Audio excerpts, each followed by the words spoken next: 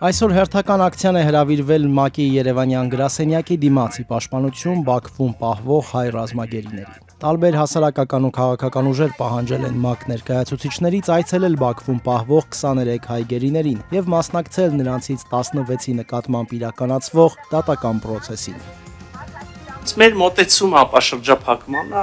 շատ լավ հայտնի է, հրապարակային է եւ փոփոխություններ չի կրել։ Ազգային ժողովում կառավարության ծրագրի 2024 թվականի կատարողականի քննարկման ժամանակ արտգործնախարար Արարատ Միրզոյանը խոսել է Ադրբեջանի հետ խաղաղության պայմանագրի տեքստի վերջնականացման մասին։ Նա նշել է, որ ապաշրջափակման մեխանիզմների մասին որևէ բան համաձայնագրի տեքստում չկա։ Կա պատրաստակամություն համագործակցել տարբեր ոլորտներում, երկկողմ պատրաստակամություն, այդ թվում նաեւ տրանսպորտային, տրանզիտ կամ տնտեսական հարցերում։ Երկու ստեկ ընդունելի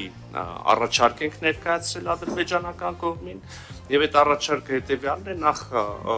ապաշրջափակել երկաթուղիները, հնարավորություն տալ երկու երկրներին օգտվել միմյանց երկաթուղային ցանցերից։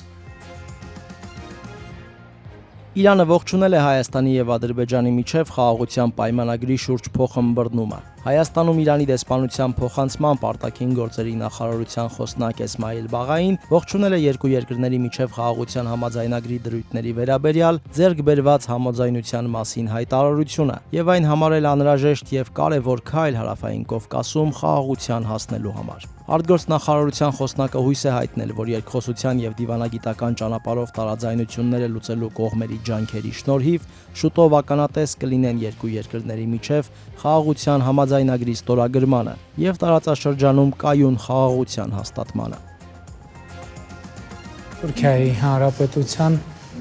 զանգվածային լրատվական միջոցների հարգելի ներկայացուցիչներ, Երեկուշ երեկոյան հրապարակվել է վարչապետ Նիկոլ Փաշինյանի օրեր առաջ թուրքական լրատվամիջոցներին տված հարցազրույցը։ Խոսելով հայ-թուրքական հարաբերությունների վերջին զարգացումներից, Փաշինյանը անդրադարձել է նաև ցեղասպանության ճանաչման խնդրին։ Ասել այսօր այդ հարցը Հայաստանի արտաքին քաղաքական առաջնահերթությունների մեջ չէ։ Միևնույն ժամանակ Փաշինյանը ընդգծել է, խոսքը ցեղասպանության փաստի ուրացման կամ ժխտման մասին չէ։ Հայաստանում եւ հայության շրջանում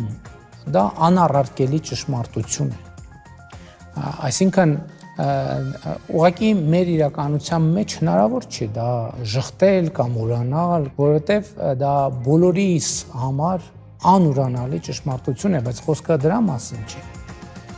Միջազգային իրավապաշտպան Human Rights Watch կազմակերպությունը Ամերիկայի ձայնի հարցմանն ի պատասխան կոչ է արել Ադրբեջանի իշխանություններին լայն համաներում կիրառել Բաքվում կալանքի տակ գտնվող Լեռնային Ղարաբաղի հայերի նկատմամբ, որոնք մասնակցել կամ աջակցել են 90-ականների կամ 2020 թվականի ռազմական գործողություններին։ Կազմակերպության Եվրոպայի եւ Կենտրոնական Ասիայի գծով փոխտնօրեն Ռեյչել Դեմբերը նշել է, որ Ադրբեջանն ունի իր քրեական արդարադատության համակարգը քաղաքական հակառակորդների դեմ օգտագործելու պատմություն, ինչը մտահոգություն է առաջացնում, որ Ռուբեն Վարդանյանը չի ունենա արդար դատավարության հնարավորություն։